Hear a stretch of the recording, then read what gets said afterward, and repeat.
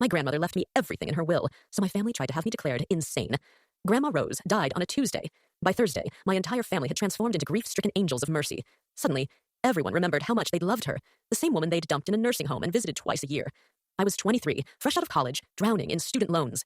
I'd spent every weekend with Grandma for the past 5 years, playing cards and listening to her stories about running her textile business back when women weren't supposed to own anything. She was sharp as a tack until the end, despite what my family would later claim. The will reading was a bloodbath. My Aunt Linda nearly fainted when the lawyer announced I'd inherited everything. The house, the business, the investments. We're talking $2.3 million. My Uncle Mark started stammering about mistakes. My mother just stared, calculating how quickly she could contest this. There has to be an explanation, Mom said later that night. Rose wasn't thinking clearly. She was confused. But I knew exactly why Grandma left it all to me. I was the only one who treated her like a person instead of a bank account with legs. The next morning, my phone rang. My cousin Janet, who worked as a hospital administrator, had some concerns about my mental health. "We're just worried," she said in that syrupy voice people use when they're about to destroy your life. "You've been under so much stress. Maybe you should talk to someone." Within a week, they'd orchestrated an intervention. My entire family sat in my mother's living room, faces painted with fake concern.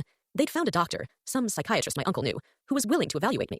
Dr. Harrison was everything you'd expect from someone bought and paid for by desperate relatives. He asked leading questions about my delusions of grandeur and whether I heard voices telling me I deserved inheritance money. "Do you really think your grandmother intended to leave everything to you?" he asked, pen poised over his notepad. "Yes," I said, "because that's what her will says." He wrote something down, probably noted my defensive behavior. But here's what my family didn't know. Grandma had warned me this would happen. "They'll come for the money," she'd said 6 months before she died. "They'll try to say you're crazy or I was senile. That's why I'm recording this." She'd made a video, fully lucid, dated, with her lawyer present, explaining every decision. She detailed my family's neglect, their constant requests for loans they never repaid, and why she trusted only me with her legacy. I also had something else they didn't expect. 5 years of phone records proving I was the only family member who called regularly, bank statements showing I'd never asked for money, and testimony from her doctors confirming her mental capacity right up until her death. The competency hearing was scheduled for a Friday. My family showed up in black, still playing the grieving relatives card. Dr. Harrison presented his evidence of my supposed mental instability. Then my lawyer played Grandma's video.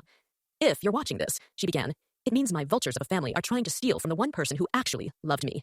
For 12 minutes, she methodically destroyed each family member's character. She mentioned my aunt's gambling problem, my uncle's affair, my mother's shopping addiction, all funded by emergency loans from Grandma's account. The judge looked disgusted. "This court finds no evidence of mental incapacity in the beneficiary," he ruled. "Case dismissed."